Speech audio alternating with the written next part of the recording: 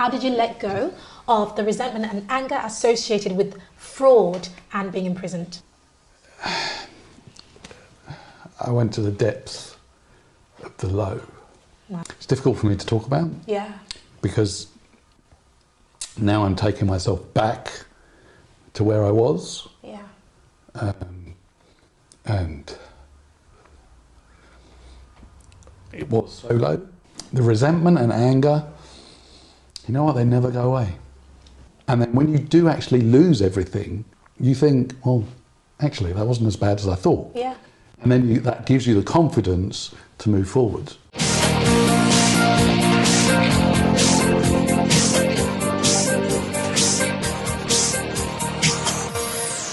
Hey everyone, today's episode is brought to you by our very own Lucrative Business Academy.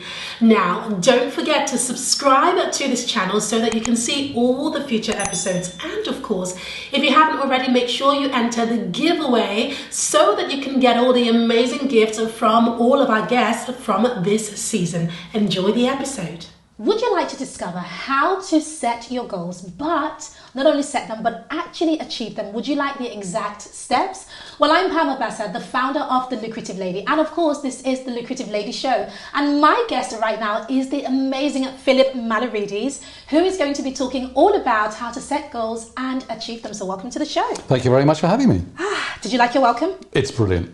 Fantastic. Just the way I like it. Oh, fantastic. Well, just what I like to hear. Thank you so much for joining us. I know you've come from pleasure. Quite a long way. Gatwick? Gatwick, yes. How long did it take you to get here? It was probably 45 minutes. Not bad, which is very good. It was a good journey. Good journey. I'm so excited to have you on the show because you are my only guest in the season who I've never met before. First time. First time. First time for everything. Yes, definitely. And we are talking goal setting, but most importantly, not just how to set the goals, but how to achieve them and what steps. Because of course, as you know, a lot of people are quite good with setting goals, but you know, especially New Year's resolutions. Yes. You're getting into the new year, you want to set up 50 resolutions of things that you must achieve, and by July, you've probably done one or two. I wouldn't say July. Oh. I'd say 2-3 weeks into the year, yes, they've all gone by the wayside. That's right, yeah, no, definitely. So I think it's a skill to set goals well. Yes. And it's a skill to actually achieve them, to set up the steps. But before we even go into goal setting, let's just talk about who you are. Can you just share with us who you are and what it is you do? And then I want to just talk about the backstory a little bit there. Yep. Where do I start, really? I call myself an accountability partner. Okay. It's based around goal setting. So in the past 4 or 5 years, I've been evolving. I started off doing some training, business training, because I've got 30 years worth of SME business experience. I thought I want to give back and help people understand how to run their business. Mm-hmm. And since then, it's kind of evolved from training into a bit of coaching and mentoring. Yes. And then everyone always talks about you've got to find your niche. Yes. For marketing. Yeah. And I was one of those people that sat there and thought, how can I niche it down? Yeah. What is my niche? Yeah. You know, I'm looking at coaching. How do you niche it down? Yeah. And it just came one day. I looked at goal setting and started my journey on goal setting. And then out of that, accountability sprung up. Because you need that. And you definitely need that. And I found that accountability is a lot more important than the goals themselves. Yes, yeah. And that became my niche. Definitely. And I love that because it is just such an important aspect of achieving any goal that you have. Definitely. That accountability pushes you forward. Yes. But before you went into the business of business and coaching, you weren't in the business of business. You were in property, correct? I'm one of those people that it's probably a true entrepreneur. So I don't just do one thing. Yeah. I had multiple streams of income. Nice. So from when I was 17, I was at catering college. Okay. Because I wanted to be in the hospitality industry. Yeah. Nice. So people is my thing, really. And I accidentally got my first job in McDonald's. Accidentally. Because all I was doing was supporting one of my friends. Oh, he needed to get a job because his parents were on his case. Right. And so there was a group of us, there were about 5 of us. We said, okay, well, we'll all come down and support you. Right. when you go to apply for the job. Yeah. So we all went down to McDonald's one lunchtime, Uh-huh. and then we all ended up filling in the application forms To support your friend. to support my friend. And two of us, my friend and myself. Oh, thank God he got one too. He got one as well. Luckily, I was wondering where that was going. He did. So we both got offered the job. Okay, brilliant. And I didn't really need the job, Yeah. because I had supportive parents, that kind of stuff. Yeah. But I thought, you know what, this is what I want to do. I'm going to take it. Right. So my work life, my career started in McDonald's when I was 17. Right. And a lot of things that have happened throughout my life have kind of been accidental, but on my road. Right. So I've always been in control of my road. So I did a bit of catering, then I did accountancy. I started my own accountancy practice. Okay. And then I got into property accidentally. Okay. Because there was lots of negative equity issues. Yes. And we wanted to move, so we just moved. Okay. And then I became a landlord. Of course. Accidentally. Right. So it wasn't that I wanted to do that. Yeah. And then throughout that, then unfortunately I got divorced, that kind of thing. But that was the catalyst to push me further. Yes. So I started working in businesses to help them improve. Yes. Or to grow. Yeah. And so I was doing those three things. It's at the amazing same the time. journey, because we all have a journey. I think it's really rare that you meet an entrepreneur who's doing really well, who started off where they are right now. I think it's been those steps that you have taken that Absolutely. has then brought you to where you are right now. Yeah. Now, I know that a little while ago you had to do some time. Yep. What had happened then? So along the way, I lost control of where I was going. Because of certain circumstances, I was in a business running the finances as a property company, actually. Okay. Running the finances, and I wanted to do things properly. So it was a national company, and so they had little pods all over the place. Okay. Groups of property in Wolverhampton, for example, and in Plymouth. Right. And I wanted to account for the departments, Do the their accounting. regional departments. Okay. So we knew what the profitability was, that kind of thing. Yeah. But one of the directors didn't really want to know. He was no. I just spend the money. That's it. We're making money. I don't want to know. So we didn't get on. We clashed. Yeah. And so I had to then leave the company. And that was the start of where I kind of lost control of where I was going. Right. My road had veered off. Yes. And I always like a challenge, that kind of thing. So Yeah. I was given an opportunity then to start up a company. Okay. In Heathrow doing logistics, and which was fine, and it was great, and it was a challenge, and I did that, and I was very successful at it. The unfortunate thing was that it was in an industry, it was in the mobile phone industry, Okay. that at that time had a very big problem with fraud, with VAT fraud. Okay. And the logistics of the phones was a jigsaw, a part of the jigsaw. It was a piece of the jigsaw that enabled the traders to reclaim VAT. Okay. Unfortunately, there was a lot of fraud that was going on within that, and I thought I was doing things to cover myself, but unfortunately, I didn't go far enough. It would seem, and I guess I trusted the people who were around me, which kind of included HMRC. I trusted what they were telling me, but obviously they were maybe just setting me up for the fall. So in 2011, I got convicted of VAT fraud or conspiracy to VAT fraud because I was involved, or the company was involved in it, and I did time, and I basically lost everything that I had. That's absolutely crazy. So how long did you have to do? So I did just over 3 years, 3 months. Just walk me back exactly how you were the one who took the fall for everything, because so if the companies you're working with they're the ones who are obviously doing the fraud. Yeah. So is it because, why did you take the fall? Well, it was It wasn't just me, because they had some traders who were trading through me, Right. through the logistics firm. So we were moving their phones. So then customs just tagged me onto their trial, Gosh. basically. Yeah.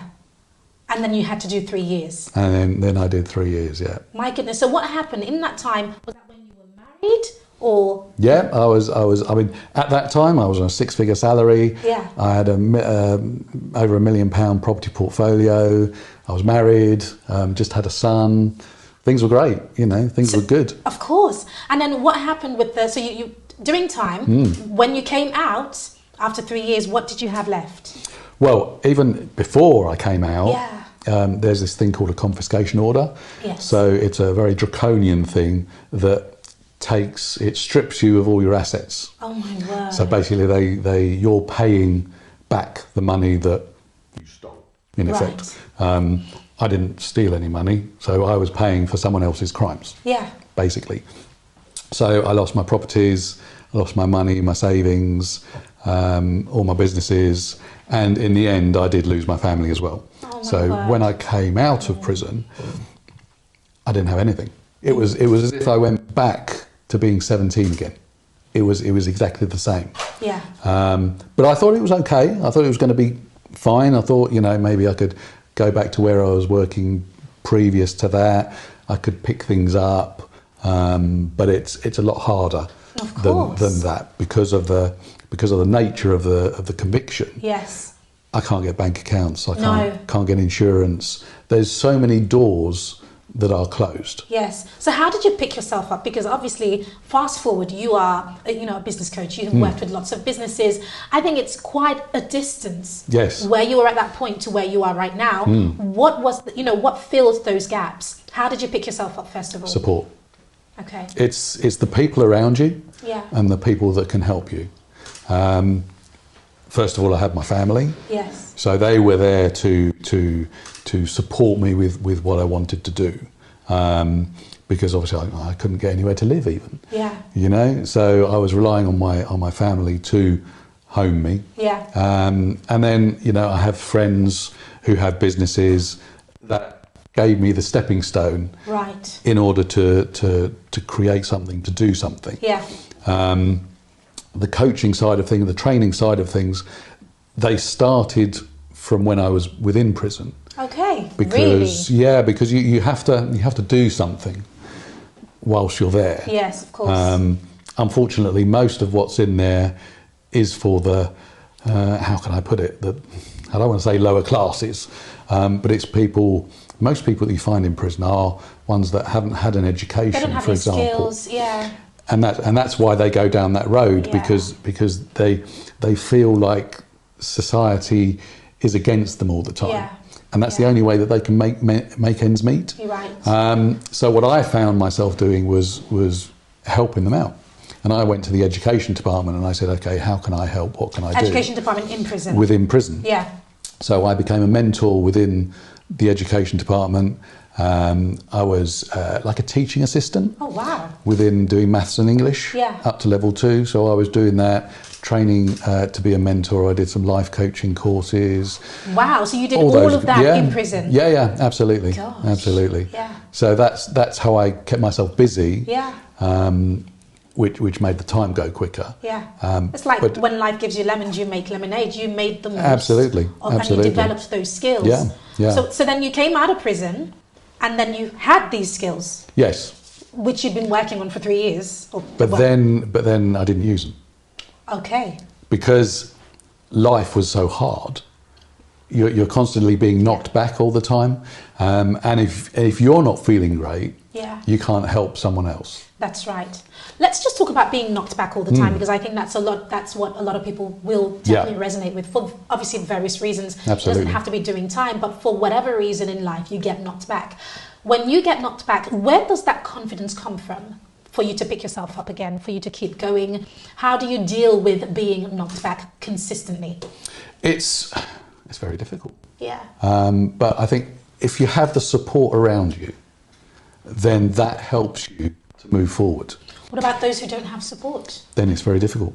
You unless you're a strong person within yourself, and I believe I'm a strong person, even though I don't possibly think it. I am actually a strong person, and I have a lot of negativity around me, but you have to push through it, and you have to have your why, your reason why you do things. For me, it's my son. So everything that I do now is for my son. Because I want him to have a good future to grow up into. So unless you have that, you don't have anything to push forward for.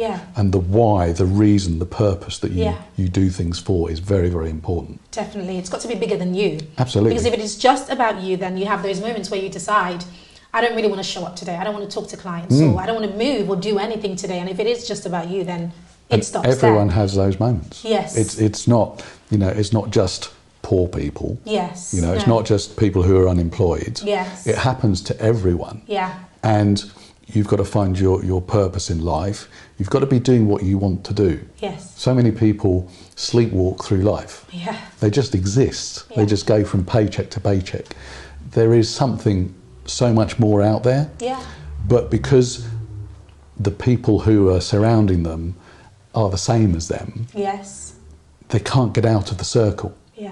They can't get out of the rut. And unless they've got someone or a catalyst to get them out, to make them feel worth more than what they are, they'll stay where they are. Let's imagine we have somebody who's watching who is stuck, who feels like, I can't move forward. Obviously, you found your gift in coaching in prison. So you had adversity. You had something that pushed you forward. Not everybody has, obviously, that level of adversity. But how does someone go about finding, their piece of heaven, if you know what I'm trying to say? That thing that really lifts you up, makes you feel excited about life and gives you a purpose, so to speak. How do you go about finding that? They need to be very honest with themselves, first and foremost, because you can't move forward unless you are really honest. Because when you look at yourself, you might be in a job that pays well, for example, and you think, okay, I'm doing all right for myself. But is that what you want to do? Is that really what you want to do? So many times people moan about their jobs, but they think, okay, I'm okay because I'm getting paid well. But what does that do for the future? I talk to people about creating wealth for themselves, and they say, well, I've got a good job, I'm earning good money. That's not wealth. That's not inner wealth for themselves, and it's not financial wealth for their future. So you really have to look harder at yourself, be honest with yourself about what you want out of life. What do you really want to do? Is working for someone else, for example, and trying to get a holiday a year, and maybe you've got a family, maybe you haven't, maybe you want a family, write down everything that you want, you really want. And start from there. Definitely lay down the vision. Absolutely. Lay it down first, vision is such an important part of it. Yeah, absolutely. So speaking about writing down the vision, let's talk about goal setting. Because it is your vision. When somebody sets a goal, it's saying this is what I want to see happen. So let's split goal setting, let's split it away from achieving those goals. In terms of setting up a goal, setting goals, what are the steps? How do we set good goals or positive goals or goals that we have a chance of actually achieving? All comes down to the vision, first of all. I start with dreams. So what are your dreams? And not just the dreams that you can't ever get to. Like I dream of walking on the moon. That's never going to happen. It might. I'm joking. Well, no, it's not going to happen for me. Yes. Because, I'm scared of heights and all this kind of stuff. So me going to the moon, it might be possible, but for me, it's never going to happen. So take away those dreams, but get to the dreams that you want. Figure out what you want and where you want to go. And then just come back step by step. Right, how can I get to that dream? Because it's not going to be within a year, for example. We look at 10 years. Okay, you want to be at this place in 10 years' time. How are you going to get there?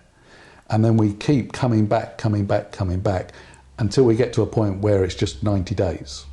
And you start setting goals for 90-day periods that are small goals, because then they're achievable, but as you build up on them, they will get you to where you want to go. Absolutely. I love that. So have the bigger picture, Yeah. then walk backwards, Yes. and then set up mini goals Yes. that will mount up Yep. to lead you to the bigger thing. Absolutely. Absolutely. Fantastic. Brilliant. Imagine yourself in 10 years' time, Yeah. sitting in a chair where you are, where you want to be, Yeah. and then work your way back.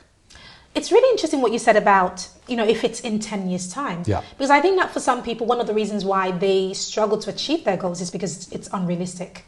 It's like wanting to achieve something that could take you 10 years in 10 months, Yes. etc. So if you are going to, let's say I'm a client or you have a client, how do you break down those goals? And how do you know that this is right? How do you break it down to 90-day increments? And how do you then stay accountable to those 90 days? It's difficult, very difficult, because we break it down to 90 days and not have it for a year, for example, Yeah. because everything is constantly changing. That's right, yeah. If you set your goal for a year, halfway through that year, you may have changed direction completely. Life happens. Because of how you're evolving. Yeah. In the past 4 years, I've evolved, and my direction has kind of changed a little bit. It's like saying, I want to go to Birmingham. Yeah. How am I going to go to Birmingham? I kind of know what roads to take to Birmingham, but you might take a wrong turn. Yes. Or you might veer off because you want to go and do something else. Yeah. As long as you reach the final destination, it's okay. Because it's what you do to get to the destination that's important, Yeah. not the actual destination. Let's talk about accountability on that note. Yes. Right? Because they're setting 90-day increments, and if it's a 10-year goal, 90-day increments, that's a lot of 90 days. Yes, Right? absolutely. So how do you stick to the plan? What are some of the things that you would recommend to a client? Yeah. If you are going to stick to the plan, these are the things to do. Just take an action. That's all it comes down to, because accountability is such a difficult thing. People always say, oh, well, I've got my family to hold me accountable. It doesn't work. Yeah. Because they're involved. They are part of the process. Yeah. And it's like with ourselves, whatever we tell ourselves, that's what's going to happen. Yes. That's the truth. Yeah. I don't want to go to work today. No, that's fine. Don't go to work. I'm with you on that one. And it's a bit the same with your family or friends. They're on the same page. They'll say to you, hey, you do whatever you want. I'm with you. I support you. Yeah. That's not supporting. No. Or it's supporting in the wrong way. Yeah. So an accountability partner or coach Yes. has to be someone who's independent, because, well, they don't care. Yeah. It really is that brutal. Yeah. I don't care whether you do well or not, but actually I want to see you do well. Yeah. But it doesn't affect me. Yes. It affects you. Yeah. So the It's your accountability, future. absolutely, the accountability side is really important. So you have to break down the goals to points that they can achieve. Yeah. Because once they start achieving those goals, they're going to feel better about themselves. Yeah. They're going to become more confident. Yes. And that process is what's going to push them forward. Yeah.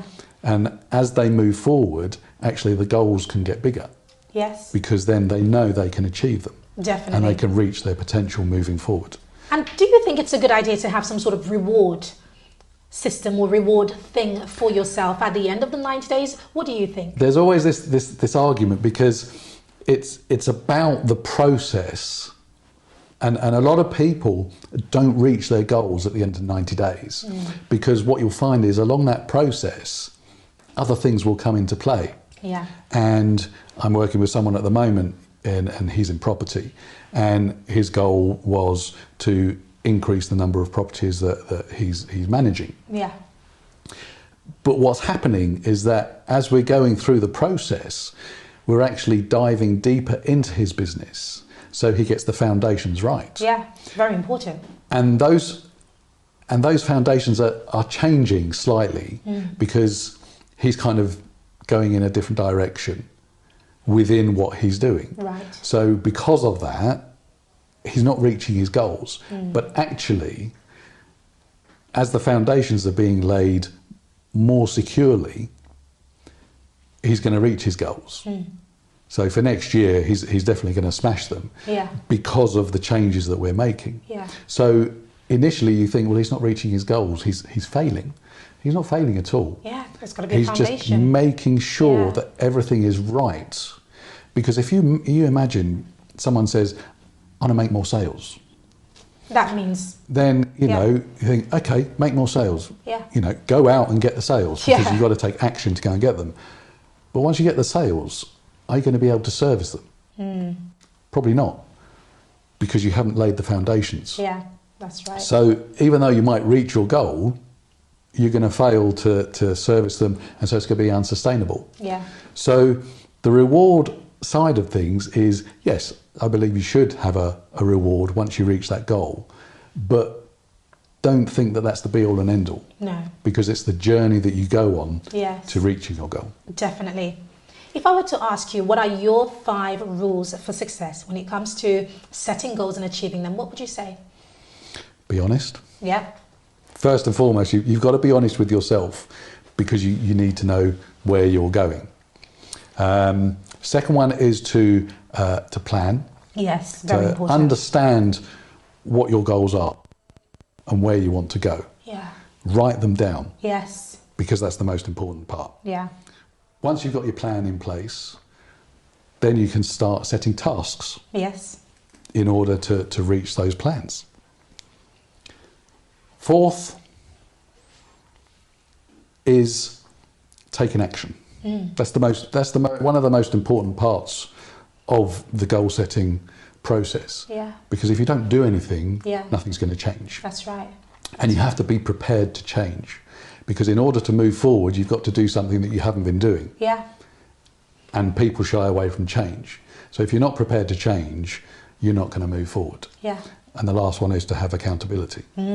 So you need someone there to support you to move forward. yeah, And I act as a soundboard, for example, for people, because they sit down and they say, right, this is what I want to do. yes, How am I going to do it? definitely. So they need that accountability Yeah. support, Yeah, because it doesn't just mean I'm here to make sure you do what you do. I'm Yes. here to help you do what you do.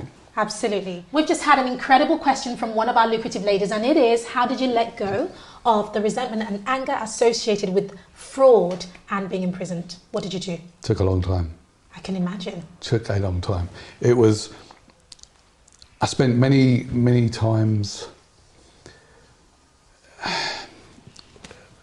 I went to the depths of the low. Wow. It's difficult for me to talk about, Yeah, because now I'm taking myself back to where I was, yeah, and it was so low. But because I got involved in helping people and brought myself out of it, yeah, and I had my son, he was the factor. The resentment and anger, you know what, they never go away. wow, They never go away. Because when you're put into a situation that's not your fault, how do you come back from that? But what I've learned is that you can't hold on to the past. yeah, You have to move forward. that's right. As we were talking about before, you have to change to move forward. Yeah. And my change was not harnessing the past, but looking to the future. And again, it comes down to support. Yeah, It comes down to the people who are around you. yes, You know, those feelings, they never go. You just compartmentalize them Yeah. in your head. And sometimes, you know, it just takes one thing to trigger something, and it will take you back. yeah, But you've got to push forward, yes, because otherwise you're going to be living in the past. not only in the past, but you're living in this box where you're not going anywhere. Yeah, You're not moving forward. yeah, And you have to be, you have to get the strength to move forward, Yeah. and just think, you know what, that's happened. I can't do anything about that. yeah, That has happened. And when it did happen, I always thought that I would feel differently. Because losing everything I always thought,